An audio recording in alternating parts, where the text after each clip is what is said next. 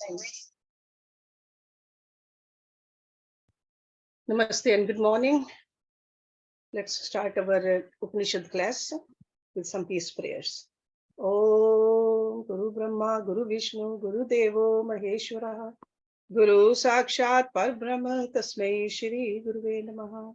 Om Bhu Bhavaswaha, Tatsavitra Vareneyam, Bhargo Devasya Dhimahi, Dhiyo Yo Naha Prachodayat. Asto ma sadgamya, tamso ma jyotirgamya, mrityorma amritam gamya. Om sahna bhavtu, sahna bhunaktu, saviryam karvavahi, tejasvi navadhitamastu, ma vidvishavahi. Om shanti shanti shanti om. Let's do the Shanti mantra. Which is in this Upanishad also. Om Shanno Mitra Sham Varunaha Sham No Bhavtu Varyama Sham Nah Indro Brahaspati Sham No Vishnu Urukrama Namo Brahmane Namate Vayo Tvam Eva Pratyaksham Brahm Asi Tvam Eva Pratyaksham Brahm Vadishyami Ritam Vadishyami Satyam Vadishyami Tat Mam Avatu Tat Vaktaram Avatu Avtu Mam Avtu Vaktaram. Om Shanti Shanti Shanti Om.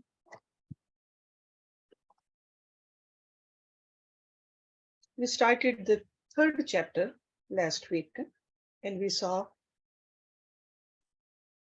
that father, his name is Varuna, Rishi Varuna, and his son Bhrigu.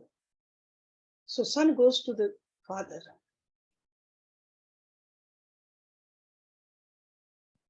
And he said, "O revered sir."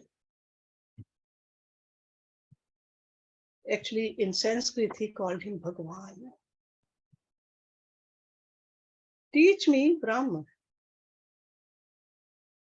Varun said, food, pran, the eyes, the ears, the mind, and the speech are Brahma.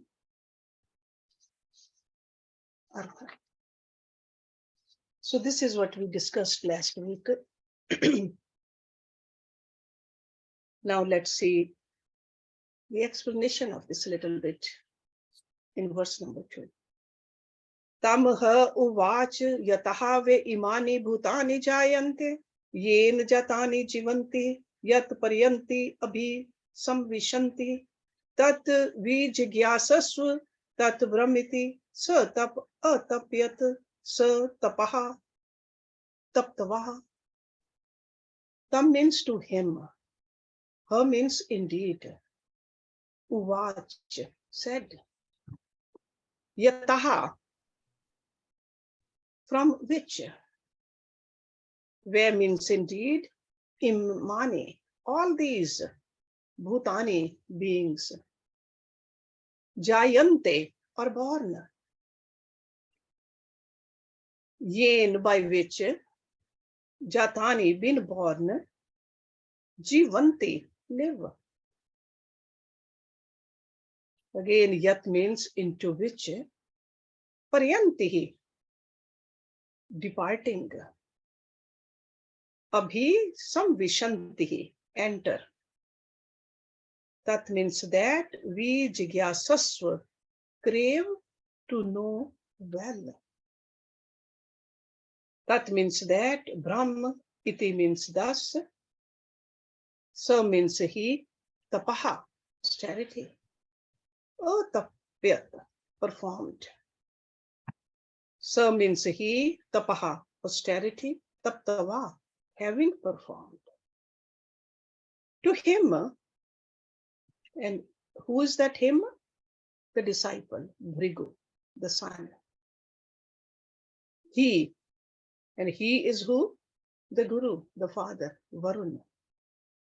So to him, he said again, because in the previous verse, directly he answered the question, but now he is explaining it further. He said, crave to know well. That means this kind of a intense desire has to be there in us, not just a superficial desire.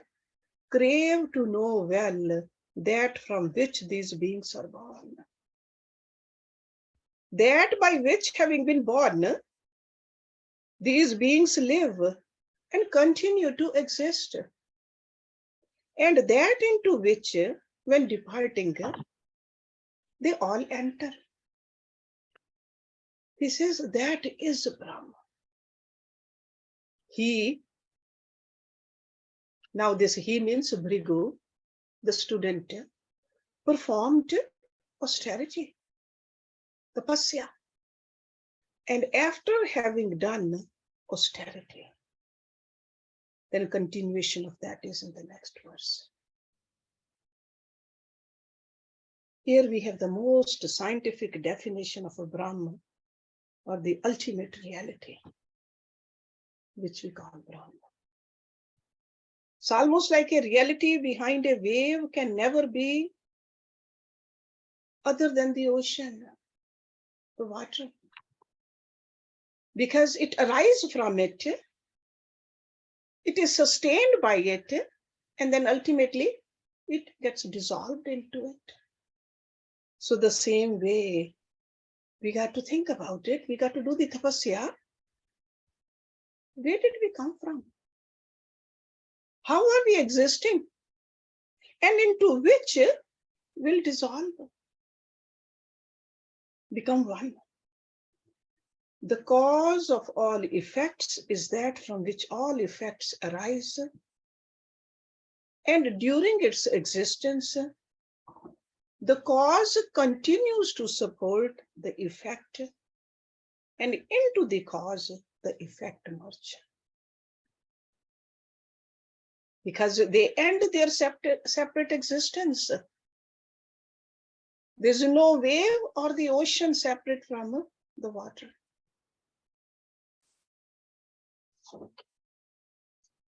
So the student understood it theoretically, what Guru said, had full faith in it, but then he retires from the presence of the Guru, performs tapa. Tapa is considered as a discipline of the mind. Deep concentration of the mind is a tapa. So that's why Bhrigu retired to a quiet place and through his steady contemplation, meditated upon the definition which his Guru gave it to him. He wanted to experience it. He wanted to discover this truth for himself. And we'll see that in next verse, the conclusion is explained. And then further his doubts also arise. And that's why he runs back to the Guru again and again. That's why this is very important on this journey. In one sitting, you really cannot become like Guru. Or you cannot realize Brahma. You learn a little, then you practice. Then you come back, practice more. Then come back, practice more. So it's like a hand in hand, it goes, the theory and practical. Even in this secular world, didn't we do that? We went to school every day and then did our homework. Then again we went to school, again we did homework. We just kept rising up and up and up in the secular studies. So what makes us think that in the sacred study we don't need it? In fact, we need it even more.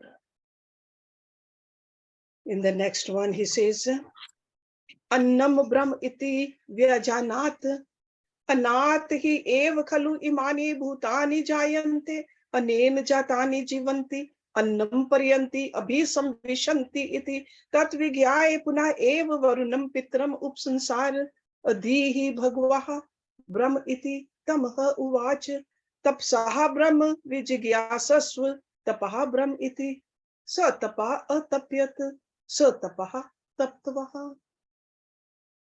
Annam, food. Brahm means, Brahm iti means as Brahm. Vyajanat, understood. Annat, from food. He means indeed, Ev alone.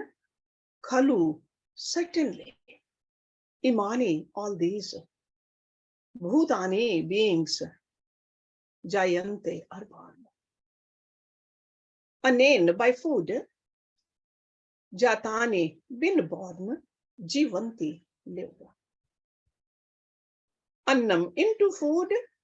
Paryanti, departing. See, we are used to that Paryan Kal. So that's like a departing time. So Paryanti means on departing. Abhi samvishanti, enter. Iti means thus. Tat, that, Vigyaye, having understood. Unha, ev, again. Varunam, that is the name of the father, the Guru. Pitram. So Varunam Pitram, that means his father, Pitram. Upsansar, approached. Adihi, teach me. Bhagwaha, revered. Brahm iti, what is Brahm? Tam, to him. Her means then. Uvach, said. Tap saha, by tap. Brahm, we jigyasasva, seek. Tapaha, austerity. Brahm iti. Thus, sa means he. Tapaha, atapyat, performed austerity. Sa means he. Tapaha taptavaha, having performed. So whenever there is a repetition, that means they are emphasizing that particular point. Okay. Bhrigu learned that food is from. Because it is from food that all these beings are born. By food, when born, do they live. And having departed into food, they enter. Having known that, he approached his father Varuna and said, revered sir, teach me Brahma. Varun told him, by deep thinking, tapa, seek to know Brahma. Tapa is a Brahma. He performed tap, and having performed tap, then next section or next verse.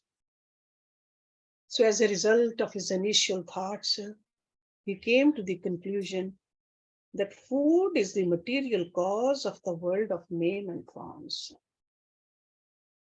Okay? All the names and the forms.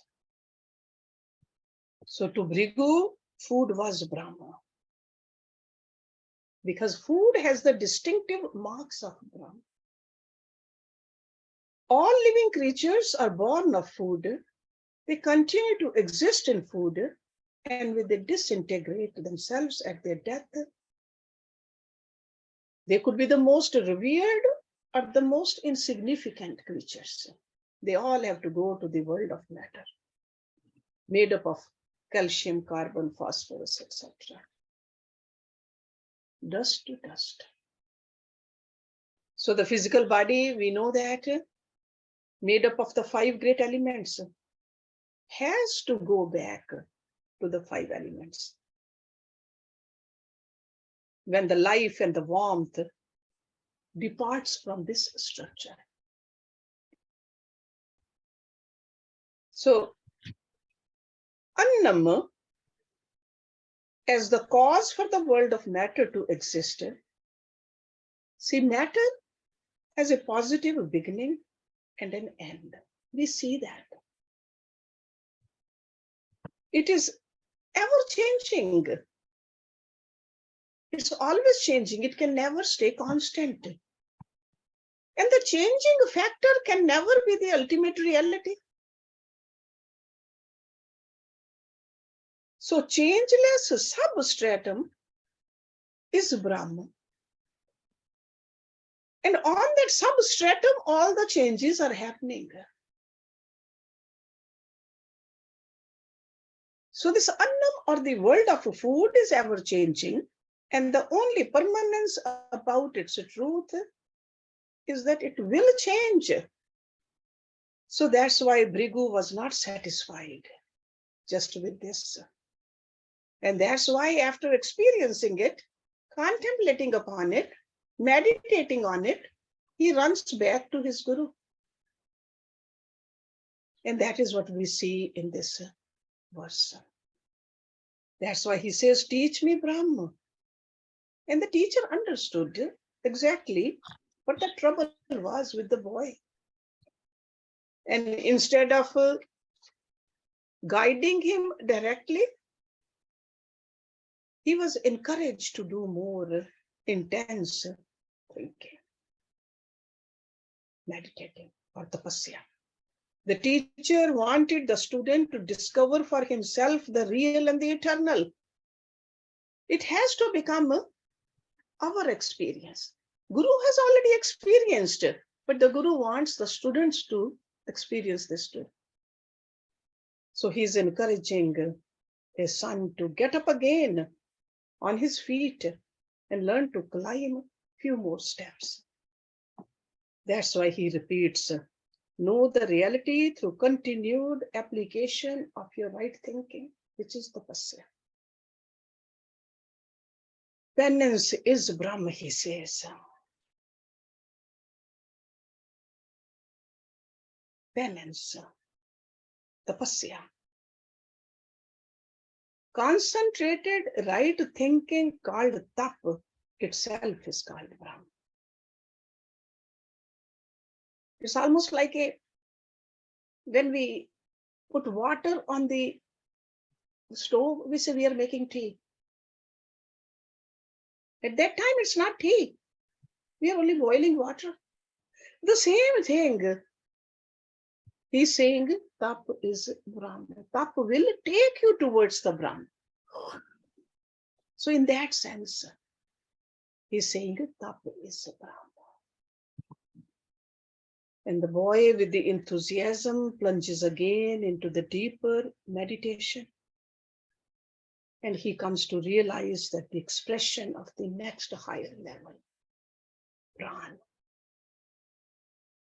And then we'll see that he will again feel the hollowness in his own confusion. And he will again approaches the Guru. So let's see the next verse.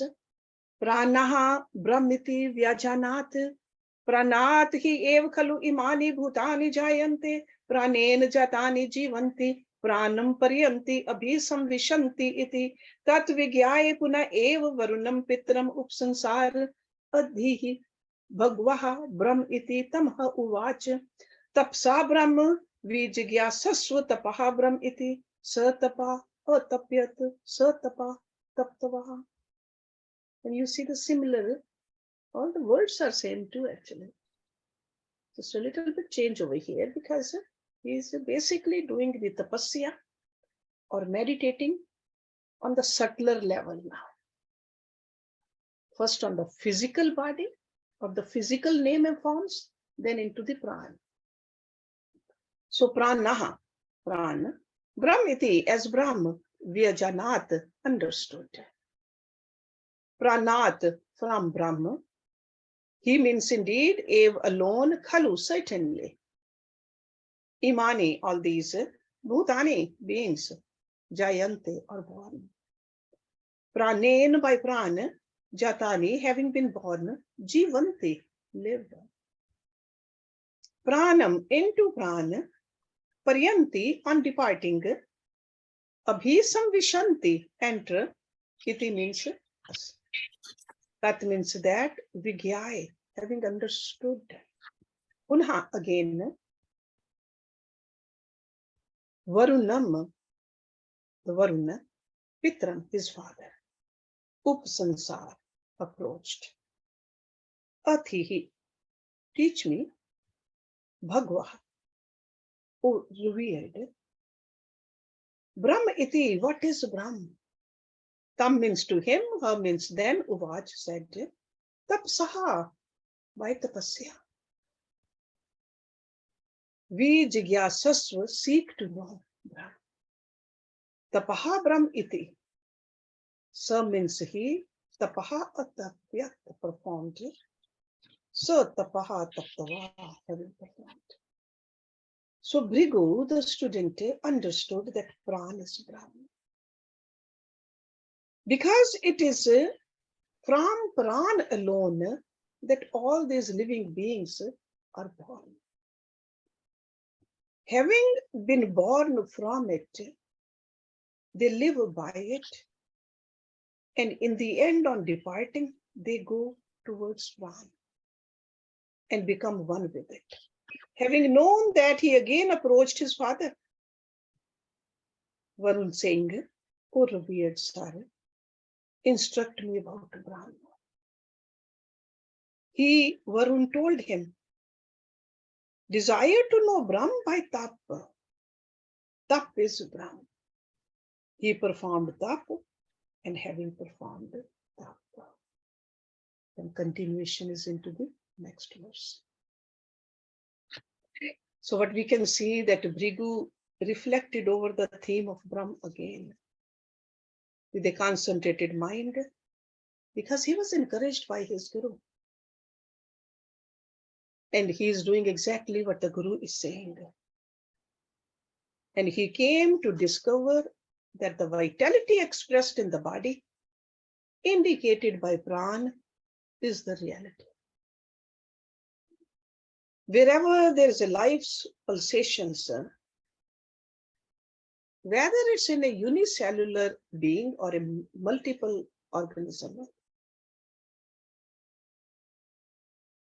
with the highest rationality developed, the pranic activities represent existence. We always check whether the person is breathing or not, if we want to see that person is living or not. So that's why there is a very close relationship between pran and life.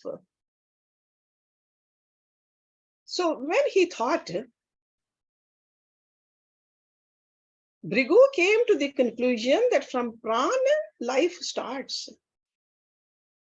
In pran, life continues to exist. And into pran, the life ends. When the body perishes, the pran has departed. So he's saying pran is Brahma.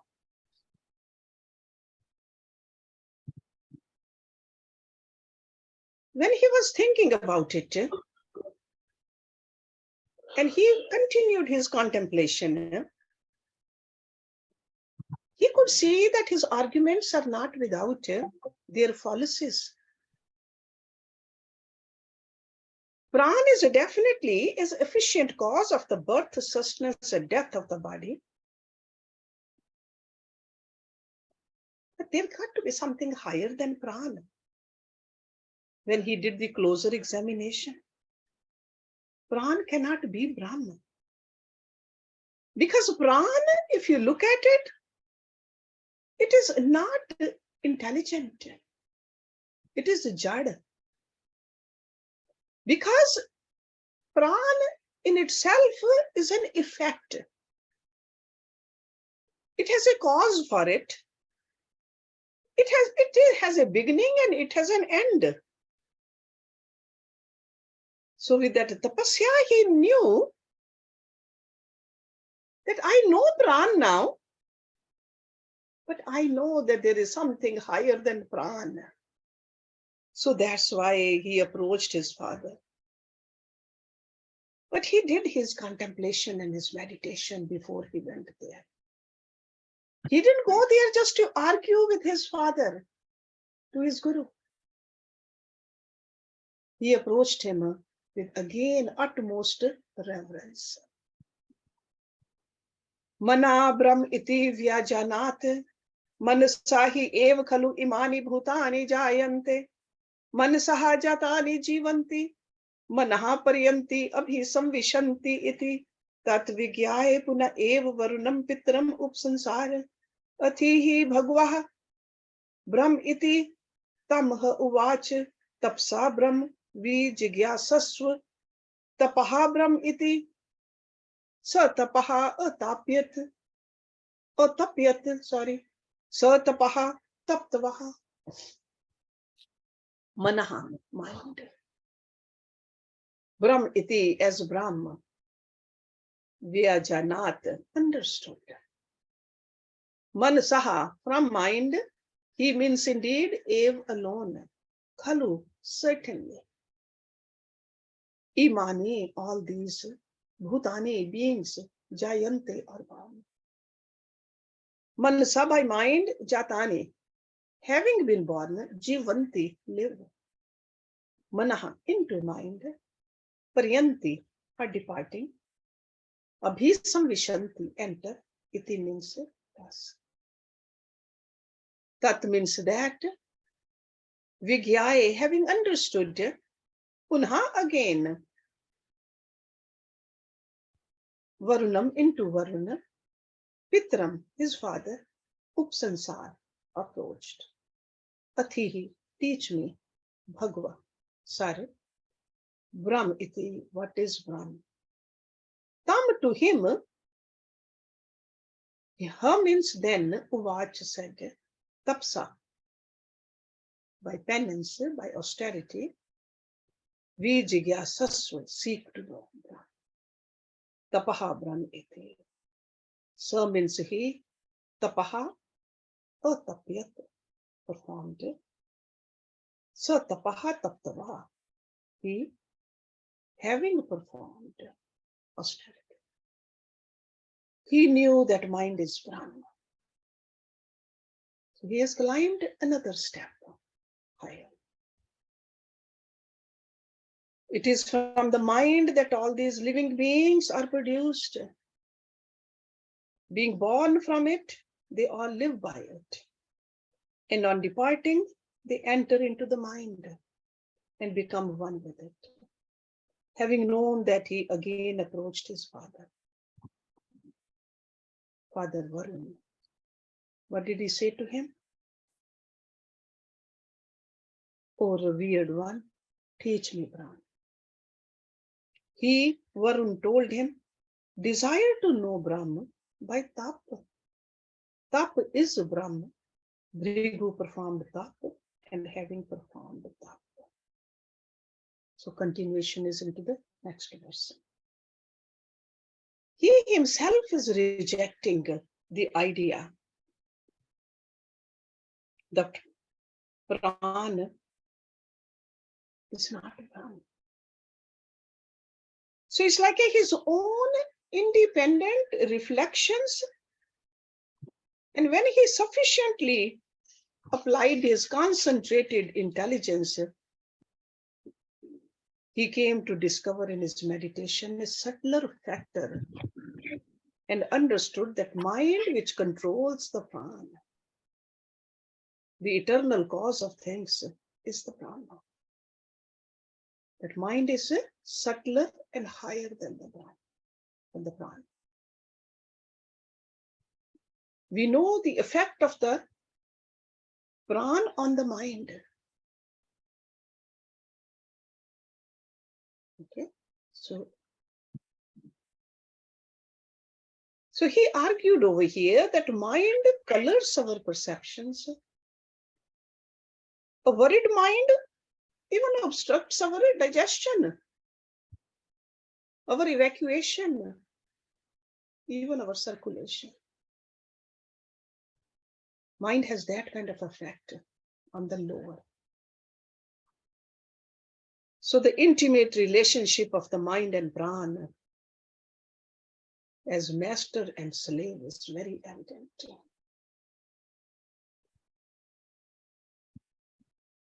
So even in this very Upanishad, we were told that the creative activity was preceded by thought.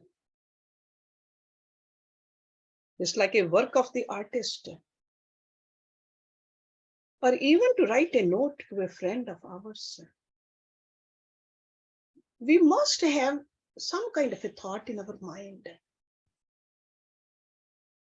Because what is mind? Mind is the flow of thoughts.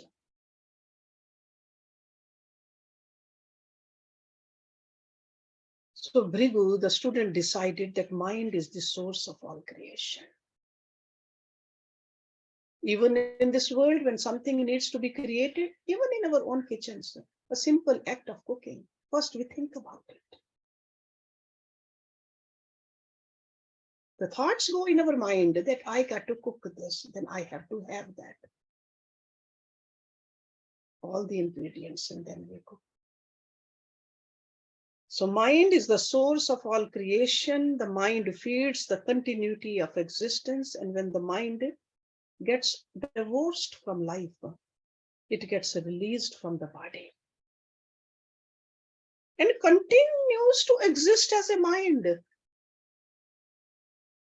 So mind leaves the body. Body which was made out of it just leaves it. So by an act of the mind alone, man comes into this body. Or the statement of our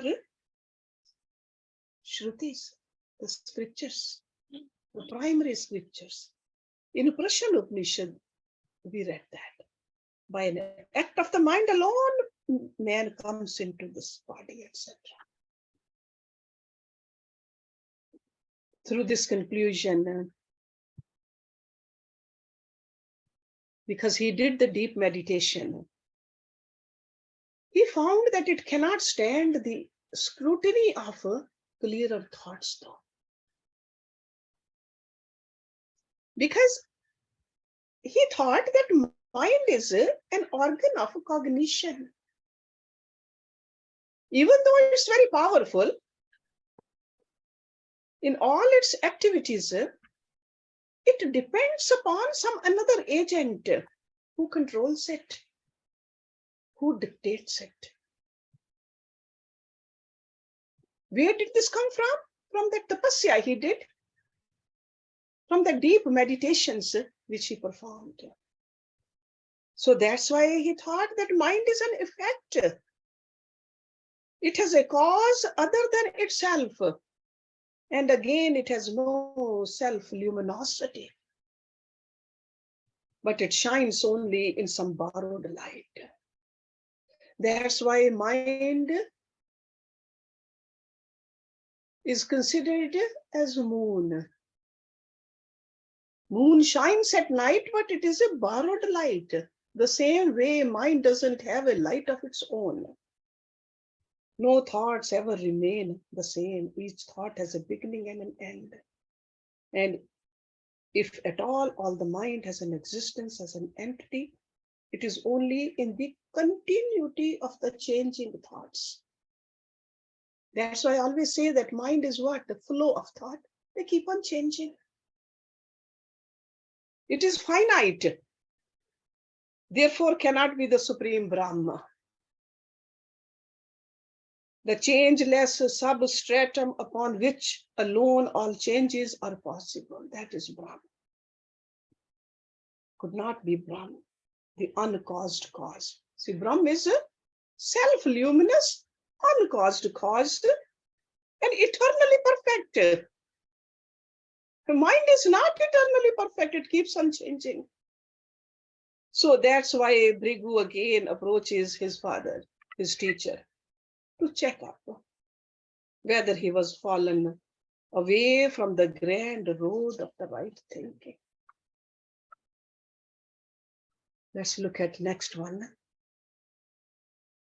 Vijnanam Brahm iti vyajanat Vijnanat hi ev khalu imani bhutani jayante Vijnanena jatani jivanti Vijnanam paryanti abhisam vishanti iti Tat vijyaye puna eva varunam pitram upsansar Athihi bhagvah Brahm iti tamha uvach Tapsa Brahm vijigyasasva tapaha Brahm iti Sa tapaha tapyat sa tapaha taptavaha.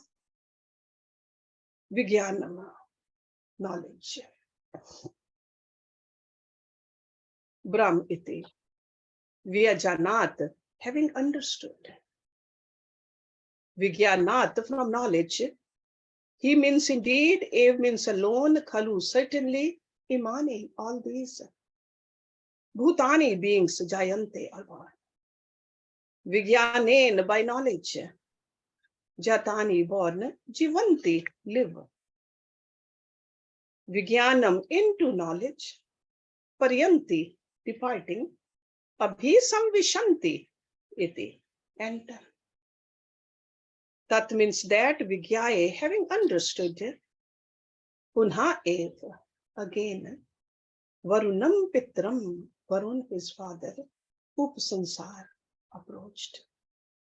Atihi, teach me, Bhagavaha, Bhagwan, Brahm iti. What is Brahm? Tamha Uvach to him then said, Tapsaha by tapa, Vijigyasas, seek to know Brahm. Tapaha Brahm iti, Sa tapaha atapyat, he performed austerity. Sa tapaha taptavaha, having performed austerity. He understood that knowledge is Brahm. So now you see another higher step. Because it is by knowledge that all these living beings are born. Having been born by knowledge, they live, and having departed into knowledge, alone they enter. So in order to create, we need the knowledge also. Having known that, he approached his father Varun to know the truth further and said, revered son, teach me Brahm. He, Varun, told him, by tap, seek to know Brahm. Tap is Brahm. He performed tap, and having performed tap. So again, continuation into the next verse, because see, between one verse and the next, that means he went away and he did what the Guru was saying. For a long time, he did the tapasya. And something subtler than before, because he experienced the grosser already. He experienced the Anmay Kosh, he experienced the Pranmay Kosh, he experienced the Manomay Kosh. Now he had to experience the Vijnanmay Kosh. So when Bhrigu continued his contemplation, seeking for an agent under whose instructions the mind functions so ably and so diligently, he discovered that intellect is the true agent who really does the necessary driving for the mind. Intellect is telling the mind, do this, don't do that. So intellect is subtler than the mind. So the knowledge performs the sacrifices, and it is the real agent in all physical activities. Knowledge. Intellect. Discriminating rightly or wrongly has propelled the mind to think and act in a particular way. And as a reaction to those karmas in each life, the individual takes a form and comes to live in the world. So based upon the karmas directed by the intellect, higher intellect will definitely give the right direction, but the lower intellect will give the wrong direction too. So naturally, it is from the knowledge that we are born, and every activity, subjective or objective, is propelled by the intellect in us. And if we look at that analogy which was given in Upanishad and in Bhagavad Gita, what is intellect in the chariot? The driver. That is the intellect. So not only this life, its activities are sustained by the intellect. And when we depart from the physical structure, we definitely move forward. We seek new avenues, again motivated by the intellect. So knowledge can be the Brahman as defined by the teacher. And so the boy concludes the knowledge is Brahman. But then he do more tapasya on it, deeper contemplation, because he was not totally satisfied with his own conclusion. And by extending his thoughts a little further, he immediately discovered the obvious fallacies in this conclusion that intellect is Brahman. Because he was not totally satisfied. Because he realized that intellect is only an agent, and agent generally works for the satisfaction of the master. The agent works under the instructions of the master. The charioteer is being told by the owner sitting in the back seat where to go, when to stop. And the motive behind the agent is the satisfaction of the master. So that's why he continues his daring intellectual flight. And he comes to understand that this is not it. I need to do something, some more tapasya. So that's why he goes to his master again. To get encouragement, to get some kind of a validation also. That's why he goes. It's almost like a little child going to the mother. Painting something, drawing something, going to the mother, showing the mother, and mother says, no, don't stop here. You got to improve on it. This is good, what you have done, but you can do better. And this is what's happening between Bhrigu and Rishi Varun over here. He does his homework, runs to the Guru. Guru tells him, then he comes back. Then he does more homework, then runs. And we'll see next week and how he reaches to the climax of this. So let's stop it here today. Om Purnamada Purnamidam Purnat Purnamudachyate Purnasya Purnamadaye Purnameva Vishishyate. Om Shanti Shanti Shanti. Thank you very much.